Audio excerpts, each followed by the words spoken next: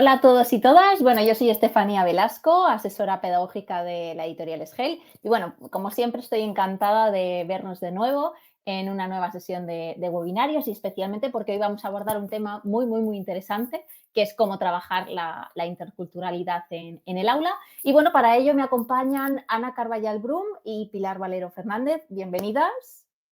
Gracias, Estefanía, Hola, gracias. gracias. Os cuento un poquito sobre ellas. Ana Carballal es doctora en Economía de la Empresa por la Universidad Rey Juan Carlos y también está especializada en competencia intercultural para entornos profesionales. Es máster en Estudios Europeos por la Universidad de Ámsterdam y licenciada en Historia Moderna y Contemporánea por la Universidad Autónoma de Madrid. También es profesora en la Facultad de Lenguas y Educación, en el Instituto de Competencias Profesionales y en el Centro de Estudios Hispánicos de la Universidad Nebrija. Enseña comunicación intercultural, estudios europeos y competencias globales e interculturales para entornos de negocios internacionales y multiculturales. Sus áreas de investigación incluyen pues, la gestión de la diversidad cultural, la interculturalidad y el desarrollo de la competencia intercultural con fines profesionales. También es consultora y formadora intercultural para empresas y organizaciones en España y el extranjero. Por otro lado, Pilar es doctora en fraseografía aplicada a la enseñanza de L por la Universidad de Zadar en Croacia y también graduada en español, lengua y literatura por la Universidad de Castilla-La Mancha. Tiene dos másteres, máster en lingüística aplicada a la enseñanza de lenguas extranjeras por la Universidad de Nebrija y también máster en formación del profesorado de educación secundaria, bachillerato y enseñanza de idiomas por la misma universidad. En la actualidad es profe de español como lengua extranjera en la Universidad Tübingen en Alemania y también coautora de uno de nuestros manuales, Español C2, que bueno, lanzamos el año pasado. Bueno, antes de dar paso a Ana y Pilar, como siempre os recuerdo que el webinario quedará grabado y que os enviaremos posteriormente un email con información para solicitar el certificado y también consultar la presentación que van a utilizar, ¿vale? Y bueno, también podéis hacer preguntas en el chat que después les trasladaré, ¿vale? Así que nada, os dejo en muy buenas manos, chicas. Así que cuando queráis. Muy bien, pues buenas tardes a todas y a todos y muchas gracias por estar aquí. Vamos a hablar de interculturalidad, que yo sé que es un tema que nos gusta mucho a todos los profesores y especialmente a los profesores de L. Vamos a empezar, yo voy a empezar contando algunas cositas que tienen que ver con directamente, metiéndome ya en faena, directamente con la interculturalidad y sobre todo con el desarrollo de la competencia intercultural, ¿no? Entonces, me gustaría señalar, yo sé que todos y todas estáis seguramente muy de acuerdo con que la interculturalidad es muy importante entre interculturalidad y multiculturalidad. Digamos que la multiculturalidad es una realidad, existe en el aula, existe en oficinas, existe en empresas, hay ciudades multiculturales, hay barrios multiculturales y digamos que la interculturalidad es lo que todavía estamos trabajando, es un poco más la meta, ¿no? Esa interacción entre culturas, ese objetivo al que queremos llegar. Y no me refiero solo a una interacción basada en cosas así como muy visibles, que puede ser a lo mejor cosas como la gastronomía o determinadas tradiciones o costumbres, sino me refiero también a verdaderamente hacernos interactuar entre culturas, hacernos amigos y amigas de gente de distintas culturas, personas que viven realidades muy distintas, que ven el mundo de manera muy diferente, que tienen valores y creencias muy distintas, ¿no? Eso realmente sería la meta, yo creo que al objetivo al que queremos llegar en la interculturalidad. Y el aula de él es perfecto para poder trabajar esto, porque es un espacio en el que nos sentimos cómodos, es un espacio seguro para los estudiantes, donde pueden preguntar, donde pueden intercambiar ideas, donde pueden intercambiar estos valores y estas distintas creencias, ¿no? El desarrollo de la competencia intercultural es lo que es fundamental en este aula, porque tanto de profesores y de profesoras como de alumnos y de alumnas. Queremos que todos de alguna manera nos volvamos más interculturalmente competentes, ¿no? ¿Qué es esta competencia intercultural? Hay muchas definiciones de la competencia intercultural, pero vamos, simplemente para decir brevemente una que nos puede servir para trabajar hoy, sería el comprender y aceptar los comportamientos, pero sobre todo los valores, las creencias y las actitudes de otras personas, aquella parte de la cultura no visible que siempre es tan complicado de entender, ¿no? La cultura visible, que la trabajamos mucho o la trabajáis vosotros, que sobre todo que sois profesores, la trabajáis mucho en el aula de L, porque habláis de tradiciones, de costumbres, de vestimenta, de gastronomía, de fiestas, de cosas variadas, ¿no? Esa es la parte visible, pero ¿qué hay de la parte invisible? Que esas creencias, esas cosas que no se ven, que son mucho más sutiles, esos valores que se traducen en comportamientos, pero que son mucho más sutiles y que no siempre es fácil de abordar, porque uno no sabe muy bien cómo explicarle a los alumnos por qué hay culturas donde el grupo es más importante que el individuo, o por qué en algunas culturas tiene un concepto del tiempo diferente a otras, ¿no? Entonces, eso a veces yo creo que es un poquito más difícil, y eso es lo que hemos querido plasmar aquí Pilar, Valero y yo con estas fichas, ¿no? Entonces, ¿qué vamos a tratar hoy? Vamos a hablar de 3 cuestiones principales. Una, os voy a dar algunas pautas quizá para fomentar la concienciación intercultural entre vuestros alumnos y vosotros mismos. La segunda parte sería un entendimiento entre culturas a través de la aplicación de patrones o lo que llaman dimensiones culturales, que mencionaremos algunas. Y finalmente hablaremos de nuestra competencia intercultural aplicada a la enseñanza de español como lengua extranjera, que esa es la parte que contará más Pilar, ¿no? Entonces, si vamos a la concienciación intercultural, como os decía, hay que ir más allá de las costumbres y los hábitos y las conductas y aquello que es visible y que vemos. Tenemos que ver que cada una de las personas que tenemos en el aula, incluyéndonos a nosotros mismos, tenemos maneras muy distintas de entender el mundo, ¿no? Vemos el mundo desde perspectivas muy diferentes, ¿no? Lo que consideramos correcto, incorrecto, aceptable, inaceptable, educado, mal educado en una cultura puede ser muy, muy distinto en otro, ¿no? Y en otra cultura. Y es simplemente producto de nuestro filtro cultural, ¿no? Creemos que lo nuestro es lo correcto, lo nuestro es lo normal, tendemos a ser etnocéntricos, es parte de la condición humana, ¿no? Nuestro papel en clase no es valorar o cuestionar los valores, las creencias o los comportamientos de los alumnos, seguro que eso lo hacéis ya muy bien y sabéis que esto no es así, pero es verdad que hay veces que sin querer, pues acabamos a veces juzgando o cuestionando algunos de las valores o los comportamientos o las actitudes de otras personas, ¿no? Entonces, aunque suene un poco estereotípico, ¿no? O un poco cliché, es verdad que no hay nada que sea correcto ni incorrecto, depende un poco de la perspectiva en la que nos pongamos, vamos a valorar las cosas de una forma u otra. Y yo creo que eso es importante que le quede claro a los alumnos, que ellos tienen el espacio para hablar, para debatir, para contar y para discrepar, si quieren, con otras personas sobre lo que consideran que es correcto o aceptable en una cultura o no. Es verdad que utilizamos muchas veces los países, eso lo veréis en las fichas, pero quería hacer una puntualización aquí que es importante, y es que un país no equivale a una única cultura. Dentro de un país hay muchas distintas culturas, y esto, otra vez, estoy convencida de que lo trabajáis mucho en clase, ¿no? Pero hay culturas regionales, hay culturas dependiendo de la generación, hay culturas corporativas, hay culturas, hay muchas subculturas, ¿no?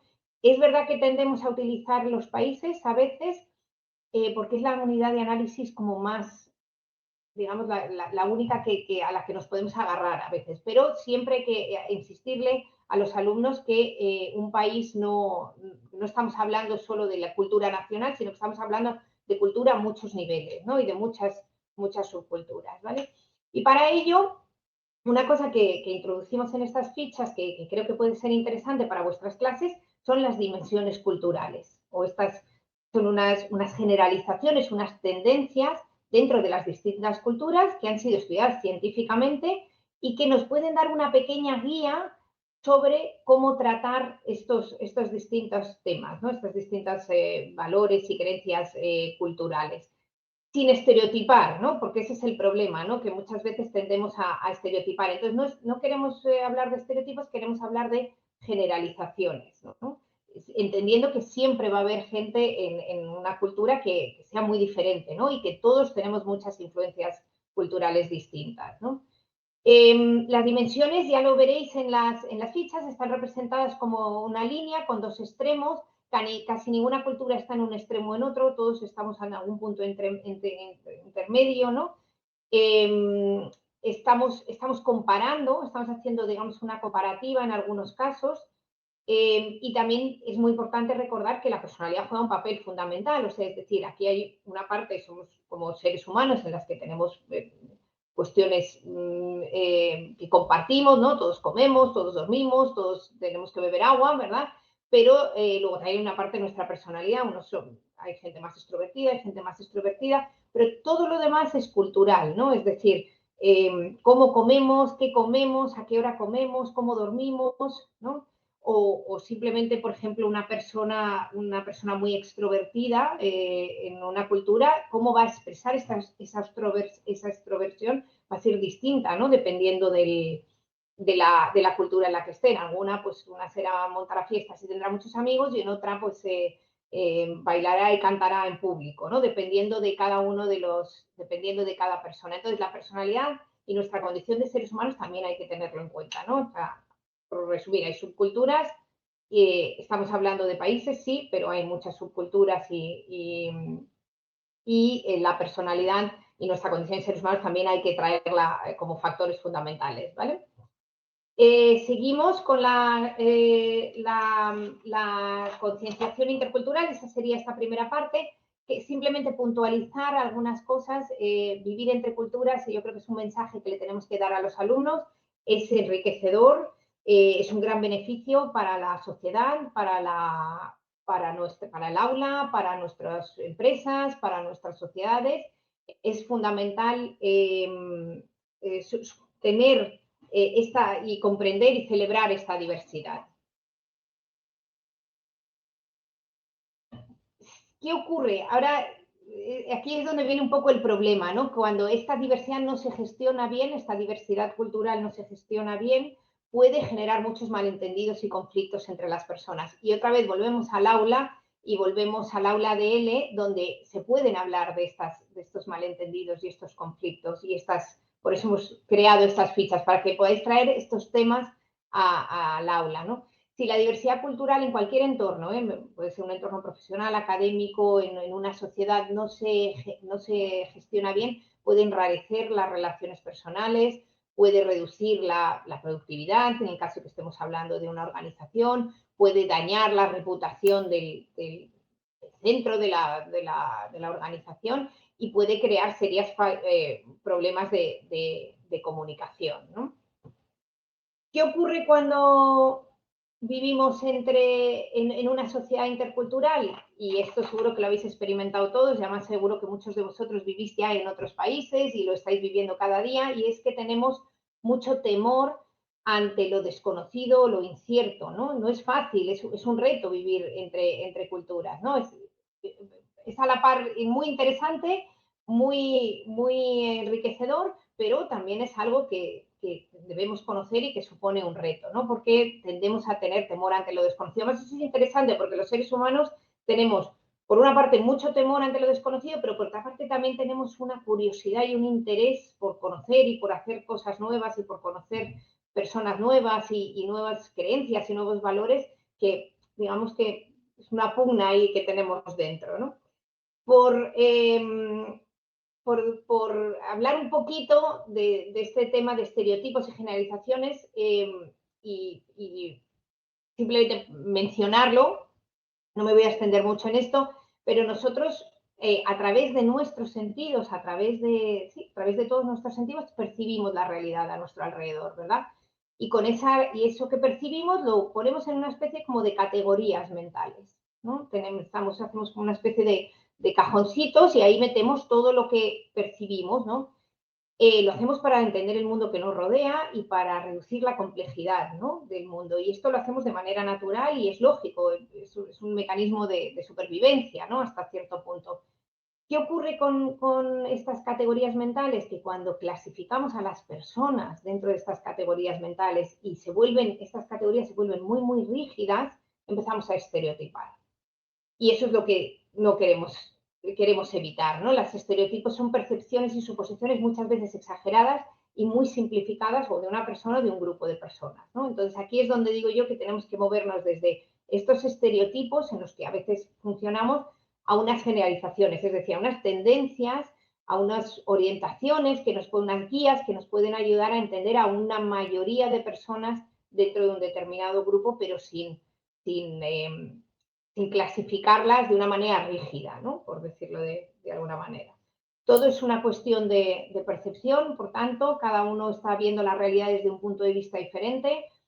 Probablemente habéis esta imagen que hemos puesto aquí, ¿no? De cada uno está viendo una parte del elefante distinta, uno está viendo la trompa, otro está viendo las patas, otro está tocando la cola, y cada uno tiene una idea diferente de lo que es un elefante en este caso, ¿no? Todo lo vemos desde una percepción distinta. Y es difícil, además, ponernos en una situación en la que percibamos, en la que entendamos las percepciones de otros, ¿no? La cultura, esto yo creo que también es importante así explicárselo a los alumnos, que la cultura siempre se especifica a un grupo. Cuando hablamos de cultura no podemos hablar de individuos, ¿no? Porque cada uno de nosotros es único culturalmente, ¿no? Tenemos una influencia en muchas culturas, ¿no? Pero cuando hablamos de cultura estamos hablando de un grupo, de una categoría, ¿no? Es interesante porque la cultura la transmitimos de manera inconsciente, ¿no? En el aula de L muchas veces hablamos de cultura visible, como hemos dicho antes, de gastronomía, de tradiciones, y eso lo transmitimos de manera consciente. Pero la manera en la que expresamos la jerarquía o el concepto del tiempo, o cómo nos comunicamos, incluso cómo nos vestimos, estamos transmitiendo la cultura de una manera inconsciente, ¿no? Tenemos que tener muy presente que la cultura es algo aprendido, es algo adquirido, no es genético, no es universal. Parece una obviedad, pero sí que tendemos a pensar que ciertas cosas son normales, que las hacemos porque consideramos que tienen que ser así, y a veces le damos una cierta como universalidad, ¿no? A la cultura. Y no es así, ¿no? La cultura es siempre adquirida así y siempre aprendida. Si hubiéramos nacido en la otra parte del mundo, tendríamos valores, creencias y comportamientos muy, muy distintos, probablemente, ¿no? La cultura también es dinámica, la cultura cambia. Hay valores que permanecen, que son estables o relativamente estables, pero la cultura en general es muy dinámica. Hay ciertos rasgos, por lo menos ciertos comportamientos son dinámicos, ¿vale? Son dinámicos en la medida en la que, por ejemplo, a través de las generaciones, con las nuevas tecnologías, van cambiando. Entonces, uno puede haber adquirido o haberle pasado de sus padres, de otras generaciones, valores y creencias, pero luego se comporta probablemente mucho más acorde a su generación y a las nuevas realidades, ¿no? Entonces eso es importante entenderlo, porque hay veces que ellos, los propios alumnos, te van a decir, ¿no? Bueno, ya, pero es que yo soy muy distinta a mis padres, efectivamente, ¿no? Porque hay valores que sí que han sido transmitidos y que permanecen en ti, pero hay otros que han cambiado, y sobre todo muchos comportamientos han cambiado, ¿no? Y eso es algo a tener en cuenta. Vale, una cosa que a mí me gusta trabajar en la clase de comunicación intercultural específicamente, es el tema de la identidad cultural, ¿vale? Esta idea que estábamos diciendo de que somos culturalmente diferentes y únicos, ¿no? La identidad cultural es subjetiva, es algo que nosotros elegimos sentirnos que pertenecemos a ese determinado grupo, ¿no? Ya sea un grupo nacional, regional, generacional. Podemos sentirnos identificados con determinados grupos o con determinadas, por ejemplo, nos podemos sentir profesores o profesoras, o nos podemos sentir estudiantes o de un determinado género, o pueden ser identidades que a lo mejor no nos representan, ¿no? Sí, pues estamos categorizados por otros en esas, pero nosotros no nos sentimos necesariamente partícipes de ellas, ¿no? La identidad se forma a través de la socialización y de la institución social, como ya sabéis, de la familia, de la educación, de los medios de comunicación, ¿no? Las personas no siempre son libres de adoptar una identidad que nos guste. A veces hemos adquirido identidades culturales y luego, cuando somos más mayores, decidimos separarnos de ellas o las mantenemos porque es lo que nos han enseñado que debe ser, ¿no? Que es cómo se hacen las cosas en el sitio donde vivimos, ¿no? Y muy importante, como os he dicho antes, tener en cuenta que tenemos múltiples identidades, que adoptamos diferentes identidades en diferentes situaciones sociales. No tenéis más que pensar cómo sois vosotros como profesoras y profesores en el aula, cómo sois con vuestros amigos, cómo sois con vuestra familia, ¿no? Esto cambia mucho de una parte a otra, ¿vale? La identidad se negocia y se reconstruye. Claro, hoy yo le digo a los alumnos siempre, ¿no? Hoy os sentís parte del grupo de estudiantes universitarios, digo, y a lo mejor el día de mañana, pues ya esa identidad de estudiantes ha cambiado y os sentís, no sé, madres o padres o profesionales o lo que sea, ¿no? Vale, en el grupo yo creo que es muy importante analizar, primero analizarnos a nosotros mismos, esa concienciación intercultural de la que estamos hablando, analizar nuestros prejuicios, aprender sobre ellos, tratar de predicar con el ejemplo, que no siempre es fácil, ¿no? La teoría es muy bonita, pero luego en la realidad nosotros tenemos nuestros sesgos y los traemos al aula, entonces hay que intentar predicar con el ejemplo. A mí me funciona, que no sé si esto os funcionará a vosotros, pero establecer unas normas de convivencia en el grupo, sobre todo si tenéis grupos multiculturales, ¿no? Para crear esa interculturalidad, esa interacción, a veces hay que llegar a acuerdos, ¿no? Bueno, ¿cómo vamos a qué hora se entra en la clase? ¿Qué pasa si uno llega tarde? ¿Cómo vamos a hablarnos? ¿De qué manera vamos a gestionar esta diversidad, ¿no? Demostrar características de personalidad multicultural en la medida de lo posible, una flexibilidad, una apertura mental, una empatía cultural, aprender a preguntar. Yo también me gusta mucho preguntarles a ellos sin juzgar, tratar de que ellos cuenten o ellas cuenten lo que sea, incluso que critiquen, que juzguen, que sea un espacio donde se sientan libres para poder comentar todas estas cosas, ¿no? Y evitar cerrarnos en banda, ¿no? De evitar, pues digamos, a veces decir cosas que les puedan cohibir, ¿no? De expresar lo que opinan, a lo mejor incluso de tu propia cultura o de la cultura del de al lado, ¿no? Entonces sí que tienen que ser espacios, yo creo, en los que se sientan libres, siempre con respeto y tolerancia, pero se sientan libres de debatir y de reflexionar y de comentar sus preocupaciones, ¿no? Vale, bueno, las propias experiencias, compartirlas con el grupo. Yo a lo largo de los años he ido acumulando y vosotros probablemente tendréis muchísimas porque además vivís muchos en el extranjero, muchas personas que están aquí hoy seguro están viviendo en el extranjero. Yo directamente me puse a escribir todas las anécdotas, todas las historias, todas las experiencias que tenía y las voy contando en clase en primera persona porque son cosas que me han pasado en mi familia. Yo vengo de un entorno relativamente multicultural, tengo amigos de muchas partes del mundo, mi familia vive en distintos países y, bueno, pues intento contar mis propias experiencias y compartirlas con el grupo porque eso les ayuda mucho a ellos a buscar similitudes y decir, claro, ahora ya entiendo esto que me estás contando, yo voy a contar algo parecido de lo que me ha ocurrido a mí. Entonces, darles pie para que puedan hacer eso, ¿no? Vale, una cosa muy importante, y justamente hoy me lo preguntaban en clase, ¿no? Esta mañana mismo me decían los alumnos, ¿y cómo? Claro, y entonces si yo vengo a España y entonces yo me tengo que adaptar y tal, y yo les explicaba que la interculturalidad es siempre bidireccional, ¿no? O sea, da igual en qué cultura estés, da igual con quién estés tratando, tiene que venir de ambas partes. El entendimiento no es como tú estás aquí, tú te adaptas a mi cultura, ¿no? El entendimiento tiene que ser mutuo. Yo te intento explicar cómo hacemos las cosas por aquí, tú intentas ser respetuoso y tolerante y comprender cuáles son esos valores y esas creencias y esas actitudes y esos comportamientos, pero a su vez yo también intento integrarte, intento ayudarte a que te sientas cómodo e intento conocer y aprender de ti, ¿no? Y aprender de tu cultura, aunque estemos, digamos, como en mi zona de confort, ¿no? Por decirlo de alguna manera. Y sobre todo en el aula de L, donde hay gente de tantas partes del mundo, ¿no? Entonces, algunos serán grupos más homogéneos, pero hay muchos que son grupos verdaderamente heterogéneos, ¿no? Y entre ellos pueden compartir muchas cuestiones, ¿no?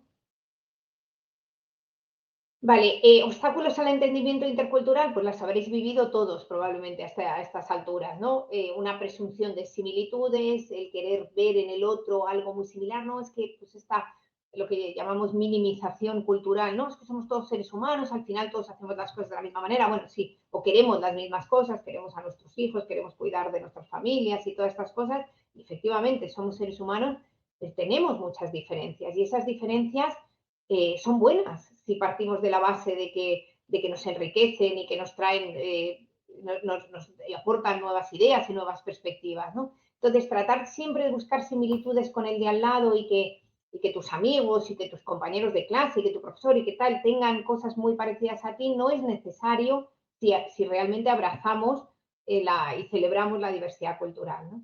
Diferencias de idioma, diferencias pragmáticas, no voy a entrar ahí, lo vivís a diario, malentendidos verbales o no verbales, conceptos equivocados, estereotipos que traemos, que tenemos nosotros de otras culturas que tienen ellos y ellas de la cultura en la que están estudiando, ¿no? La tendencia a evaluar o a prejuzgar algo, ¿no? Yo siempre les intento decir que cuenten hasta 3, ¿no? O que intenten un pequeño ejercicio, ¿no? Que es describir, interpretar y evaluar, ¿no? O sea, el tomarte un poquito de tiempo antes de saltar a una conclusión o a juzgar un determinado comportamiento cultural.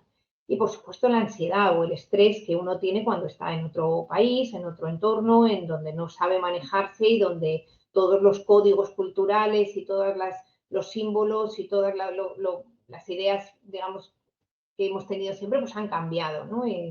Y eso produce muchísimo estrés. Entonces, ser empático con esa situación, con ese cansancio, con ese estrés, es muy importante, ¿no? Es uno de los grandes obstáculos también en el entendimiento intercultural. Vale, ahora vamos un poquito a la aplicación, ¿vale? De estos patrones culturales, que os he hablado de ellos, os he dicho de estas dimensiones. Patrones que queremos, que vamos a tener en cuenta o que vamos a comentar, hay muchos, ¿vale? Y los hemos plasmado en las fichas. Entonces, algunos de estos patrones, por ejemplo, ¿qué es más importante? ¿Las normas, seguir las normas o las relaciones? ¿Cómo es el concepto del tiempo en distintas culturas? ¿Cómo son los estilos de comunicación verbal o no verbal? Hay muchísimos más, ¿vale? Hablamos en las fichas, hablamos de jerarquía, hablamos de espacio personal, hablamos de muchísimas cosas, ¿no? Pero yo os he traído estos a modo de ejemplo hoy y luego si queréis comentamos o si tenéis preguntas, pues seguimos hablando de otros, ¿no? Por ejemplo, este primero, ¿no? De tareas o normas, comparado con culturas que están mucho más orientadas a las relaciones, ¿no? Y me imagino que vosotros tendréis estudiantes de todas partes del mundo,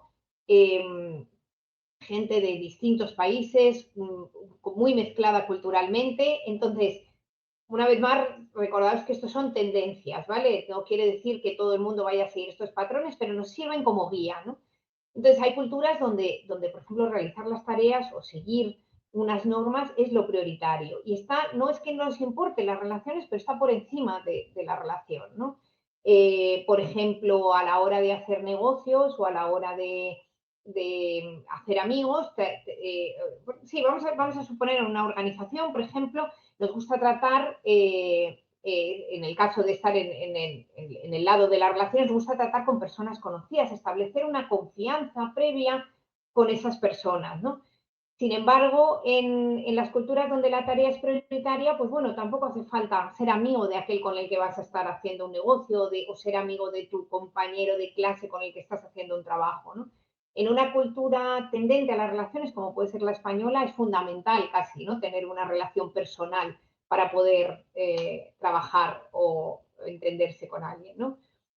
Si queréis luego os puedo dar miles de ejemplos de esto, pero por seguir un poquito con estos temas de dimensiones, ¿no? El tiempo, el concepto del tiempo. Hablamos de culturas monocrónicas o de culturas policrónicas, ¿no? Las culturas monocrónicas donde, y volviendo a la diapositiva anterior, las tareas son más importantes que las relaciones, ¿no? Y las culturas policrónicas donde las relaciones son más importantes que las tareas. Es decir, yo voy a priorizar la relación y si eso supone que voy a llegar un poco más tarde o que voy a tener que alargar la charla o que voy a tener que parar un momento la clase, lo voy a hacer, ¿no? Las culturas monocrónicas, entendiéndolas otra vez como esta línea, ¿no? Como las que hemos visto antes, el tiempo es más inflexible, es más tangible, el tiempo es dinero, el tiempo no se pierde. En las culturas policrónicas el tiempo es flexible, es más fluido. En las monocrónicas los planes y los horarios deben ser seguidos al pie de la letra, no se cambian los planes a menos que sea una emergencia. Las fechas de entrega son, los plazos son muy claros, ¿no? Vosotros lo habréis vivido dependiendo de dónde deis clase y de dónde provengáis, ¿no? En algunas culturas las fechas de entrega de algo pues pueden ser el jueves a las 10:30 de la mañana o puede ser para el jueves por la tarde o para la semana que viene, ¿no? Dependiendo. En las culturas monocrónicas el tiempo de trabajo se separa muy claramente del tiempo personal y en las culturas policrónicas el tiempo de trabajo y el tiempo personal se entremezclan, ¿no? A mí me gusta jugar con los alumnos a una especie de cuestión que les planteo yo, sobre todo cuando tengo gente de muchas culturas, ¿no? Que les pregunto, bueno, vamos a suponer que yo os voy a invitar a cenar, que alguien de la clase nos va a invitar a cenar a todos, ¿no? Este sábado, ¿no? Entonces les empiezo a preguntar cosas como, bueno, decidme en primer lugar a qué hora es esta cena, ¿no? Entonces, claro, ahí sale de todo, ¿no? Desde las 5 de la tarde hasta las 10 de la noche, más o menos, todas las horas que nos podamos imaginar, ¿no? Y entonces, bueno, al final llegamos a un acuerdo, venga, a las 7 de la tarde, ¿no? Y siempre les digo, en España, si invitas a alguien a cenar a las 7 de la tarde, no tendría mucho sentido, se esperaría bueno, pues que le vas a dar algo antes y luego ya la cena a lo mejor a las 9, ¿no? Pero vamos a suponer que es a las 7, ¿vale? Y entonces les digo, bueno, ¿y cuánto de tarde es tarde, ¿no? ¿En qué momento empezaríais ya a sentiros como que vuestro amigo, vuestra amiga o quien sea se está pasando un poco, ¿no? Llegando tarde. Entonces, bueno, pues tienes a gente, a los alemanes diciéndote que a las 7:05 ya estarían un poco preocupados. A lo mejor los españoles dirían, a las 7:15, 7:30 y tal, ¿no? Luego tienes gente de otras partes del mundo que te dice, no, yo sé, hasta a las 9, 9:30 no han llegado, a lo mejor me empiezo a preocupar, ¿no? Salen muchas cosas con respecto a la relación del tiempo y es muy interesante ver cuando ellos se ponen a hablar entre ellos, ¿no? Porque yo tengo gente en clase que directamente se da la vuelta, ¿no? Y dice, ¿cómo es posible esto que me estás contando, ¿no? ¿Cuánto de organizado está algo? ¿Se puede cambiar la cena? ¿La vamos a planear con 3 meses? O vamos a decir, oye, mañana quedamos a cenar, ¿no? Entonces, todas estas cosas se hablan mucho en las culturas, con el concepto del tiempo, ¿no? Otra dimensión que a mí me gusta mucho y esta está muy directamente relacionada con los estilos de comunicación es esto que llaman, que a lo mejor habréis oído hablar de esto, de la comunicación de alto contexto y la comunicación de bajo contexto, ¿no? Entonces esto es muy divertido y muy interesante y trae mucha debate al aula, ¿no? Porque las comunicaciones las estructuras que son de comunicación de bajo contexto, la comunicación es muy precisa, ¿no? Es muy clara, es muy explícita. El mensaje es muy directo, ¿no? Un sí es un sí, un no es un no. Y sin embargo, en las culturas que llaman de comunicación de alto contexto, la comunicación es menos precisa, es menos clara, el mensaje hay que leerlo entre líneas, está como más codificado, hay mucho lenguaje no verbal. Entonces, ¿qué ocurre? Que claro, cuando culturas tan distintas, aquí os recuerdo, una vez más hemos utilizado países que no es la unidad de análisis ideal, pero es la que tenemos ahora mismo, ¿no? Para que veáis un poco dónde estamos unos y otros, ¿no? Entonces, por poneros un ejemplo, yo viví muchos años en Holanda, varios años en Holanda, y una de las primeras veces que me invitaron a cenar a casa de alguien, pues nada, me dieron una cena muy bien, todo muy agradable y tal, y cuando terminó la cena, pues me dijeron, bueno, pues nada, muchas gracias por venir, ya te puedes ir a tu casa. Claro, yo dije, yo no sé qué he metido la pata, qué he hecho mal, he quedado mal en algo, porque se me están echando de su casa, ¿no? Claro, ya con los años comprendí que no, que era una manera de decir, bueno, pues muchas gracias, ya se ha acabado la cena, ¿no? Ya te puedes ir. Claro, yo le explicaba a mis amigos holandeses que en España eso no lo harías nunca. Empezarías a decir cosas, uy, se nos está, uy, qué tarde, pues yo mañana me tengo que levantar pronto, cosas así, ¿no? Pero no dirías, oye, ya vete, ¿no? Vete a tu casa, ¿no? Mi marido es mexicano, por ejemplo, y él antes de decir que no, diría lo que sea, pero nunca diría que no, y desde luego nunca le diría a nadie que se fuera, ¿no? Aunque tenga que estar hasta las 4 de la mañana esperando a que la gente salga de la casa, ¿vale? Un juego, también una cosa que también hemos reflejado en las fichas, pero que podéis utilizar en clase, es, yo les planteo la pregunta, invitamos a esta cena, es una fiesta, por ejemplo, el sábado, ¿cómo decís que no? ¿No? Entonces, ver cómo las distintas personas dicen que no de una manera muy diferente, ¿no? Entonces, los alemanes dicen, no, pues no, gracias, no voy a ir. Y los americanos, los estadounidenses, pero a lo mejor dicen, bueno, muchísimas gracias, eres muy amable por invitarme, pero mira, es que no me va a resultar posible, ¿no? Y tal. Los españoles dirían, bueno, pues mira, no sé si voy a poder ir, pero fíjate, es que mi abuela que está en el hospital y tal, ¿no? Lo que sea, ¿no? Pero intentas dar un poco una pequeña excusa, ¿no? Y cuando llegaba a países de América Latina y tal, me decían cosas que eran muy, muy graciosas, ¿no? Me decían mis alumnos, no, yo diría que voy. Yo, ya, pero dice, no, luego ya no, ya veré si voy o no voy o si digo algo, ¿no? Y tal, ¿no? Y cuando llegué a una alumna coreana me dice, no, yo iría a la fiesta y tal. Y digo, ya no, pero tienes que decir que no. O sea, la idea es que no vas a ir. Dice, no, es que en mi cultura eso sería terriblemente mal educado, no ir a algo que te han invitado, ¿no? Entonces, si jugáis un poco ese juego, vais a ver cómo cada uno tiene una manera de expresar este no de una forma muy distinta. Todos quieren decir lo mismo, pero lo van a expresar de una manera muy diferente, ¿no?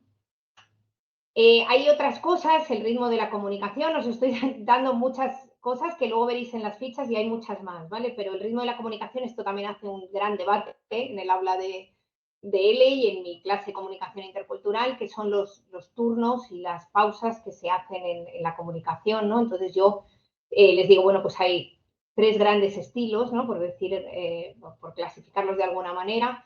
Uno es un estilo en el que se guarda un silencio, ¿no? Entonces yo hablo, tú hablas, yo hablo, tú hablas, ¿no? Es un estilo muy típico de los países asiáticos porque ellos consideran, de muchos países asiáticos, porque ellos consideran que hay que reflexionar antes de contestar y contestar directamente es de mala educación porque estás diciendo algo, no estás pensando ni reflexionando sobre lo que te han dicho, pero son silencios muy incómodos desde luego en la cultura española y en muchas culturas de otras partes del mundo, ¿no? Hay otras culturas donde se habla por turnos, yo hablo, tú hablas, yo hablo, tú hablas, pero nunca se interrumpe, ¿no? Y luego, pues, por ejemplo, en la nuestra, en la que yo hablo, tú hablas, el otro habla, y muchas veces nos solapamos, pueden hablar 2 personas a la vez. Claro, esto para los alumnos de esto lo habéis vivido seguramente vosotros, es terrible porque les cuesta mucho, ¿no? Yo les digo, tenéis que aprender a interrumpir, ¿no? Si vais en clase, a lo mejor no es más fácil, pero si vais a tomar algo con vuestros amigos españoles, va a haber un momento en el que vais a tener que aprender a interrumpir, ¿no? Hay un pequeño ejercicio que les podéis poner a hacer una especie de juego de roles, ¿no? Y cada uno le dais un rol que no es el suyo, les podéis a tener una conversación y tienen que seguir estas pautas, ¿no? Entonces, es muy divertido porque unos se sienten que están interrumpiendo y eso les sabe fatal y otros intentan callarse, ¿no? O tener esos silencios, esas pausas y tampoco les sale natural, ¿no? Entonces, bueno, pues eso es otra de las cuestiones. Y ya por último decir una cosita más y ya con esto me callo porque le voy a dar paso a Pilar que os va a explicar las fichas, algunas de las cosas de las fichas en concreto, que es la comunicación no verbal. La comunicación no verbal, y seguro que esto también lo habéis trabajado en clase y hemos hecho algunas fichas que tienen que ver con esto, es muy diferente en distintas culturas y desde luego no es universal. Tendemos a pensar que es universal, a lo mejor podemos poner algunas de las otras fotos, ¿no? Aquí he puesto para que veáis, tendemos a pensar que es universal, bueno, yo voy a esa cultura y con gestos y tal, y ya me entenderé, y muchas veces metemos la pata, ¿no? La distancia personal, ¿no? Por ejemplo, yo tengo muchos alumnos estadounidenses que están horrorizados con lo mucho que se les acercan los españoles, ¿no? Les parece que la distancia personal es demasiado pequeña aquí, ¿no? Y luego, por ejemplo, la manera de mirarse, ¿no? Hay culturas, yo soy medio estadounidense y por eso también hablo mucho de esta, pero en la que sonreír es lo habitual. Tú en cuanto ves a alguien y tienes contacto visual, tienes que sonreír, ¿no? Aunque no conozcas de nada a esa persona. Y eso en España es extrañísimo, porque la gente se te queda mirando como diciendo, ¿me conoces o por qué me sonríes, ¿no? Son pequeños detalles, pero que pueden generar muchos malentendidos y que pueden hacer a la gente sentirse un poquito incómoda, ¿no? Y también da mucho juego en el aula de L hablar de la comunicación no verbal, ¿vale? Ya no voy a decir más cosas porque sepáis que hay muchos más de estos patrones que los hemos intentado reflejar en las fichas y si tenéis cualquier pregunta o queréis que contemos más historias, yo tengo todo mi repertorio de anécdotas que he ido, que son ya como por lo menos 20 páginas, 20 folios de cosas que me han ido pasando, ¿no? Pilar, perdón, ya, que me he extendido. Soy policrónica en el tiempo. Sí, ya te veo. Bueno, pues muchas gracias, Ana, por cederme la palabra. Y ahora, ¿qué vamos a hacer en estos últimos 20 minutos que prometeré ajustarme al tiempo? Y es, digamos, toda esta teoría que Ana nos ha contado con su experiencia a través de los años, a través también de sus propias vivencias personales, por supuesto, ¿no? De un poco de sus orígenes, de dónde viene, cómo va creciendo su familia. Pues justamente desde la editorial Esgel surgió esta propuesta de vamos a materializar lo que hay veces nos encontramos en los manuales de L, es decir, vamos viendo ese cambio y por supuesto la interculturalidad no es algo nuevo en los manuales. Vemos apéndices, vemos pequeñas actividades que ya van acercando, van trabajando la interculturalidad siguiendo pues el marco, ¿no? común de referencia hacia esa dirección. Pero es verdad que muchas veces tenemos ideas, pero nos quedamos un poco faltos, ¿no? De ¿y ahora qué hacemos con todo esto y cómo lo podríamos trabajar? Pues en este marco un poco de adaptar o pasar un poco más de la teoría o tener más ejemplos, consideramos oportuno crear unas fichas, que todo el tiempo Ana lo ha ido mencionando, a partir de estos conceptos o más bien patrones culturales que Ana, yo sé que le gustaría haber profundizado muchísimo más o habernos contado muchísimo más sobre ellos, pero que el tiempo es el tiempo y sí, el tiempo es dinero. Yo estoy en Alemania, entonces lo he aprendido muy claramente. Bien, pues ¿qué hemos hecho? Crear una serie de fichas, en total son 12 fichas que vamos a ver muy brevemente, que intentaré explicar a modo de ejemplo, y nos focalizamos en tratar diversos patrones que podrían ser interesantes. Estas fichas en principio están pensadas para el nivel A y el nivel B. Tenemos para el nivel A, como veis en la diapositiva, tendríamos para el nivel solo A1 por la adaptación lingüística, y de ahí que nosotras como grupo, ¿no? Equipo que trabajamos siempre, ¿no? Una tiene la parte más teórica y yo la parte más de práctica de aula en NL. Hemos intentado aunar o simplificar lo que podría ser posible para trabajar la interculturalidad, porque muchas veces lo que tendemos a pensar como profesores, y hablo en mi propia experiencia, hay que ponerse siempre los errores sobre uno mismo, es pensar que la interculturalidad es algo que no se puede entender, que quizás ya lo haremos en niveles más avanzados, pero podemos tener pequeñas propuestas que sobre todo ya nos abran los ojos a observar la realidad de otra manera, ¿no? Desde otra óptica. Entonces, para los niveles A1 hemos pensado en la ficha de To Usted. Ya sabemos que es un contenido que muchas veces aparece en los manuales, pero le hemos intentado dar un enfoque propio en ese trabajo.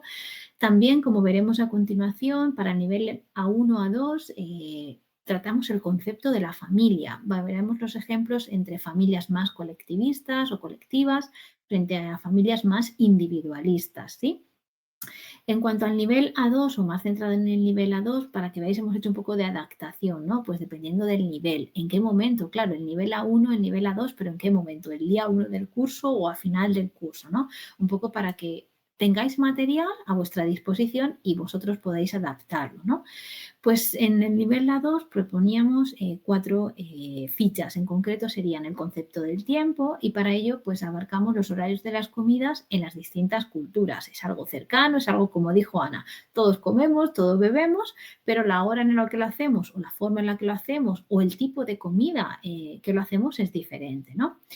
El concepto del tiempo, la puntualidad y los planes en las distintas culturas. Y como ya he adelantado, yo ahora, por ejemplo, que vivo en Alemania, ¿no? Para mí el concepto del tiempo es algo muy importante, y de hecho hemos traído en estas fichas con las que podréis trabajar en vuestras clases, hemos traído anécdotas pues al final personales, ¿no? Lo que le contaba a Ana un día, de digo, ¿por qué un profesor nuestro del departamento, ¿no? Me ha puesto en negrita y subrayado la hora de un evento académico? Si yo entiendo perfectamente a qué hora son las 4, pues son las 4, ¿no?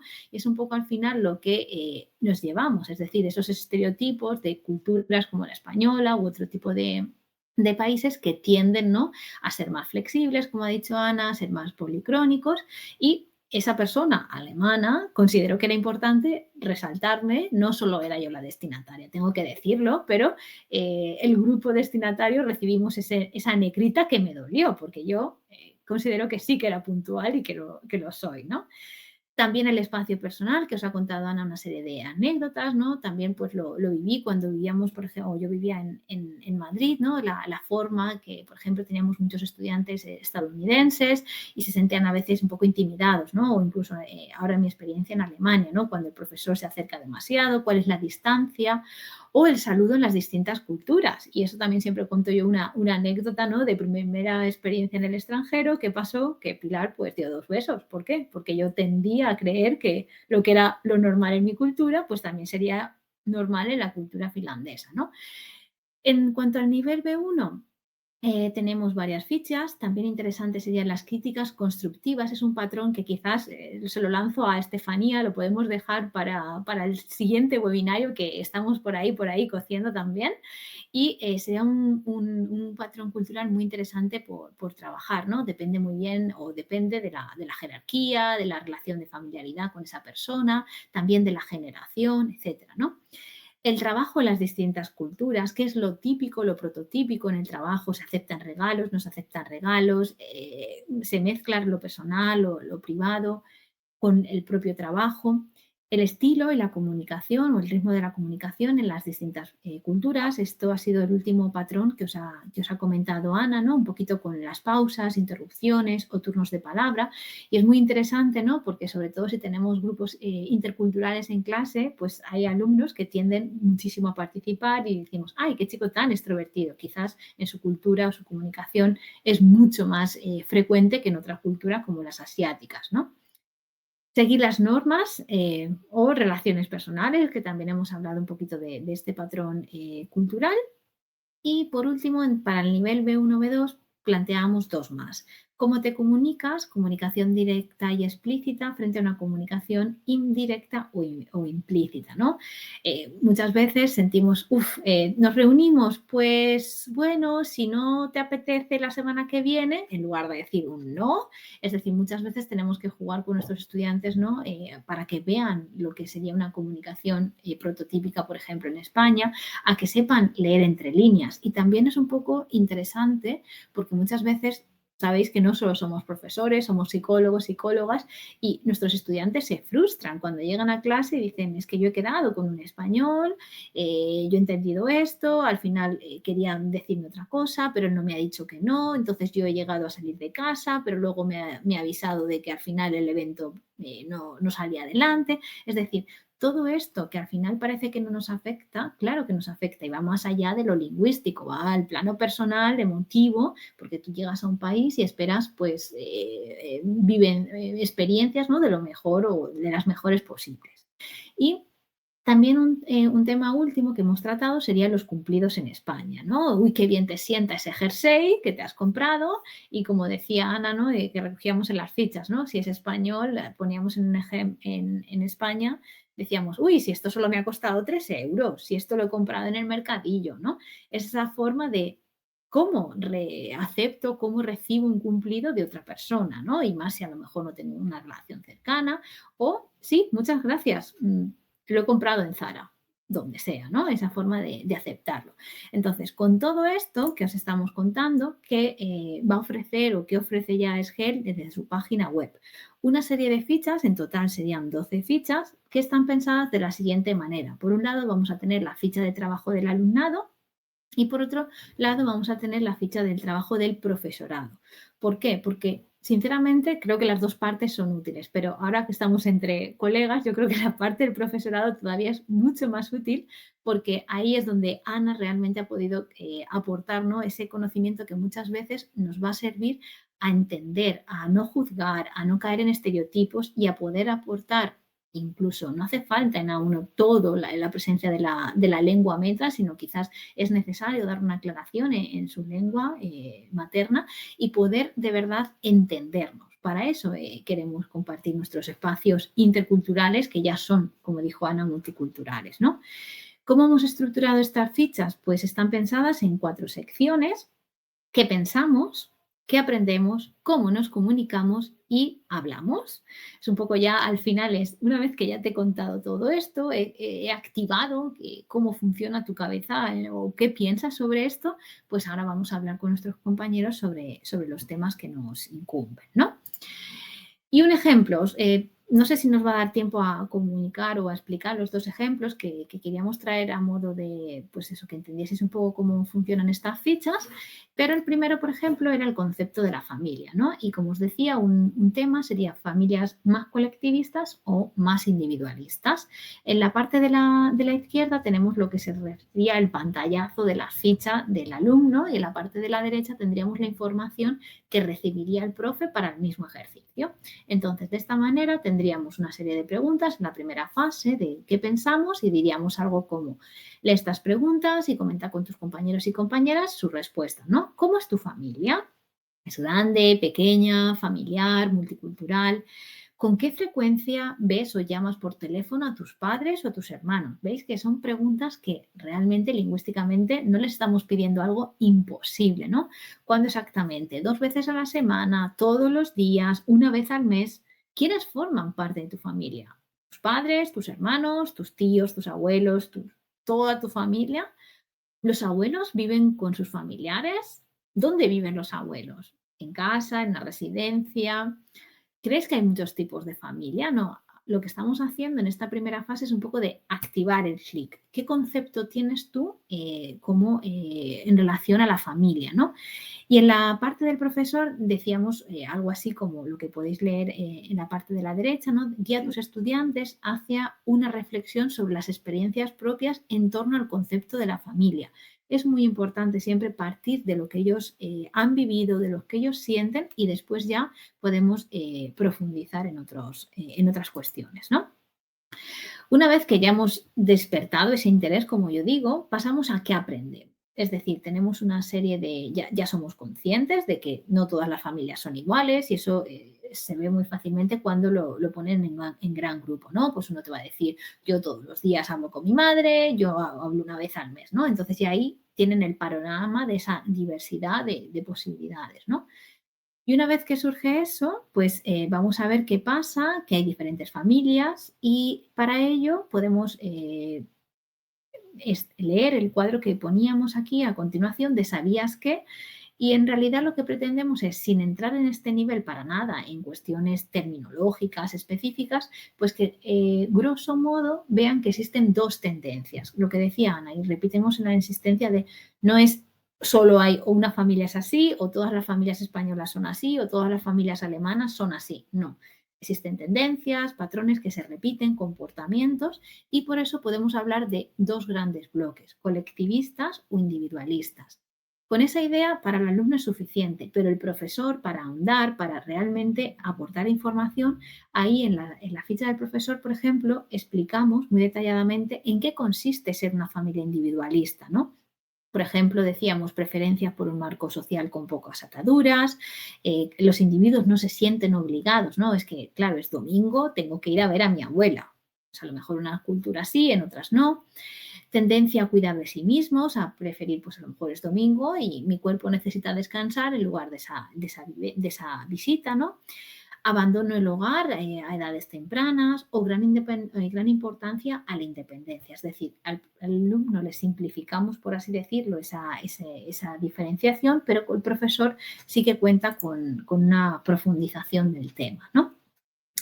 Después también tenemos una aplicación, no me vale decirle hay culturas colectivistas o culturas individualistas, sino lo que hacemos es presentarles testimonios. Aquí podéis ver solo el de Ana Rodríguez, pero tenemos a Ana Rodríguez, a Marcus, a Sofía y a Ramón, que son personas que proceden de diferentes países, que en realidad podrían representar diferentes modos o diferentes culturas, más colectivistas o más individualistas. Y lo que hacemos es que a partir de ese testimonio, ¿no? Tengo 27 años, vivo con mi familia, la convivencia con mis padres, mi hermana, no siempre es fácil, sobre todo por la mañana cuando coincidimos en el baño o necesitamos ir al baño, ¿no? La idea es un poco leer ese testimonio y que ellos intuyan si podría acercarse más a un tipo de cultura o a otro. También el profesor ahí puede pedirle que justifique su respuesta, ¿no? Por ejemplo, en Ana Rodríguez, pues no me imagino mi vida sin las largas reuniones familiares. Una cultura individualista quizás no diría esa respuesta, ¿no?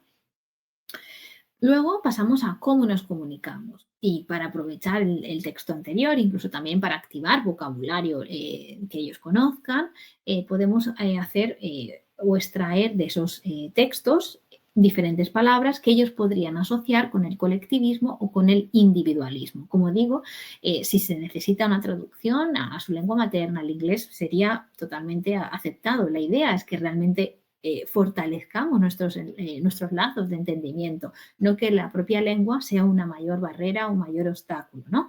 Por ejemplo, como palabras relacionadas con el individualismo tendríamos espacio personal, vivo solo desde los 18 años, independencia, veo a mi familia una vez al mes y etcétera, ¿no? Para que lo tengamos como referencia.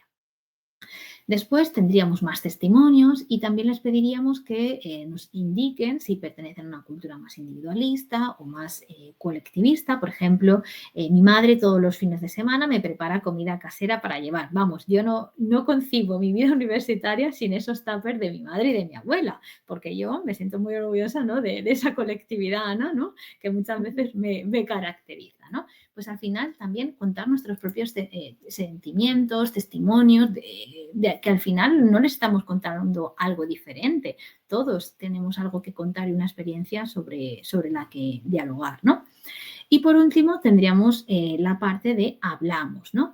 En este caso ya una vez que ya hemos activado nuestra mente, existen diferentes modelos, voy a conocer diferentes modelos, ahora ya retomamos un poquito más preguntas, ¿no? Ahora ya, ¿qué relación tienes tú con tu familia? Ahora ya podrías decir que tú estás más dentro de una cultura individualista o más colectivista, dentro de una preferencia o una tendencia, ¿no? ¿Cómo crees que es la relación familiar en los países hispanohablantes? Sería muy interesante pues, que les contemos vivencias personales. Pues yo tengo una amiga, o sea, todo desde el plano de la experiencia, de la vivencia, ¿no? Y también de otros países. Quizás sois profesores de español que viven en Holanda, en Bélgica, en Noruega, en un país que es vuestra realidad. Y por qué no llevar con vosotros ese bagaje, ¿no? Al final todos tenemos algo que aportar y que vivir. Y por último, pues cuenta a tu compañero cómo es habitualmente un día en familia para ti. Volvemos a contar o partir de algo básico, ¿no? Pues para mí un día de familia o un domingo no lo puedo imaginar sin una rica paella con mis abuelos, mis primos y mis tíos. O sea, todos en torno a la casa de mis abuelos, ¿no?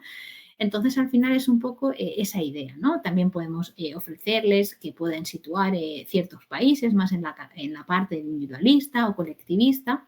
Y también importante trabajar con ellos que quizás España es un país colectivista si lo comparamos con países como Reino Unido o Alemania.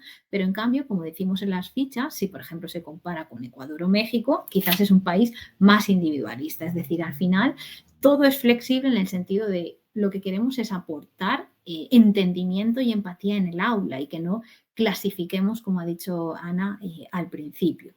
Y esto es un poco lo que hemos ido plasmando a lo largo de las diferentes fichas. Tenía planificado otra ficha para compartir con vosotros, pero yo creo que lo más interesante es que veáis todos los contenidos interculturales y todo lo que podemos llevar al aula de L y que a partir de ahora sepáis que en la página web vais a tener disponible estas 12 fichas. En principio, quizás en un momento futuro se amplían, pero son 12 fichas que podemos trabajar distintos contenidos interculturales como material complementario. Y aquí yo tenía preparada la otra ficha, pero no pasa nada porque es simplemente la última y así nos despedimos con esta cita, ¿no? Que no sé si quiere Ana cerrarla o la digo yo. ¿Cierra tú? A mí me gusta mucho sobre la diversidad. Dice, no se trata de fomentar la diversidad cultural, sino de crear una cultura de diversidad, ¿no? Me parece una buena manera de plasmar nuestra meta aquí, ¿no? Y esto es todo por nuestra parte. Muchísimas muy monocrónica porque son 59. Lo avisé. Habéis sido súper puntuales. ¿Me escucháis bien? Sí, sí. Vale, que hay veces que el micrófono falla y bueno, prefiero confirmar. Muchísimas gracias por vuestra presentación. Han surgido algunas preguntillas, algunas las hemos ido resolviendo, pero os traslado una que, bueno, yo os me sé la respuesta, pero para que expliquéis.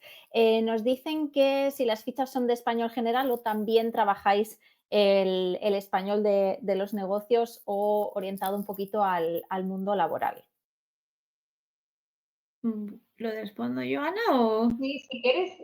Bueno, pues no hemos, en cuanto al español de los negocios, simplemente hemos trabajado el trabajo, no hemos ahondado tantísimo en el español pensando en relaciones profesionales como puede ser un español con fines específicos. Este es un primer granito de arena al largo camino que nos espera, ¿no? No hemos trabajado, por ejemplo, los cumplidos a la hora del trabajo, es decir, esto es algo más general o no tan específico como una situación profesional, pero por supuesto el trabajo está presente, es decir, es un tema que abordamos y que como material complementario podría servir. Claro, si que estamos dando un curso de español de los negocios, no vamos a tener suficiente material con este material, porque son 12 fichas y porque esto está enfocado para los diferentes niveles. Entonces, partiendo de que eso es un curso específico, habría que trabajar muchísimo más. Pero bueno, nosotras, Ana y yo, estamos abiertas, ¿eh? Estefanía. Recojo la propuesta. Pero una cosita pequeña, lo podéis extrapolar. Muchas de las cosas que vais a leer, en cuanto las leáis y si estáis dando español de negocios, vais a decir, bueno, claro, entonces esto en una empresa se traduciría en esto otro, ¿no? Porque muchas cosas son extrapolables al mundo laboral, ¿no? Y como dice Ana, al final estas fichas sirven sobre todo de inspiración. Nosotros, si damos un curso de español de los negocios y sabemos los entornos profesionales en los que se mueven, como dice Ana, podemos cambiar, reformular esa pregunta para que se encaje en nuestra situación que nos funciona. Porque al final lo importante es entender, es que mi compañero de trabajo no es que haya querido llegar tarde porque le caigo mal, sino a lo mejor es que él tiene otro concepto del tiempo. A lo mejor nosotras lo hemos aplicado al aula o a una cita con amigos y tú lo puedes extrapolar perfectamente al mundo del trabajo con un informe que no hemos enviado o mira cómo me habla o no entiendo nunca, las instrucciones no están claras y eso sí que funcionaría perfecto para el español de los negocios. Perfecto. Y bueno, otra de las preguntas que creo que es la que más se está repitiendo, y esa es para mí, que es que ¿dónde están las fichas? Os mandaremos también información, pero las fichas aún no están disponibles. Esperemos que muy, muy, muy prontito, pero vamos, en cuanto estén ya habilitadas, os mandaremos un correo con toda la información, pero adelanto que estarán en el apartado de descargas de nuestra página web, que es l.esgel.es, ¿vale? De todas maneras, prometo enviaros toda la información en cuanto estén disponibles y que podáis acceder a todas estas fichas de niveles A1 a 2 y de 1 a B2, ¿vale? Así que muy, muy, muy prontito, muy, muy, muy prontito. Y en principio creo que no había ninguna pregunta más. Nos ceñimos también al tiempo. Repito, bueno, enviaremos información cuando ya también colguemos el vídeo y, bueno, información también sobre los certificados. Y por mi parte, muchísimas gracias, Pilar y Ana. Nos volveremos a ver en la segunda parte para... He adelantado algo, he adelantado. Sí. Siempre hay que crear gusanillos, si no, no hay salseo. Expectativas, eso es. Pero bueno, ha sido un placer escucharos. Igualmente. Muchas gracias por invitarnos. Gracias, Estefanía, y gracias, Esgel. Gracias a vosotras. Y gracias también a todos los asistentes que han estado hoy con nosotras. Nos vemos pronto. Venga, Un abrazo, chao, chao. hasta luego, un abrazo.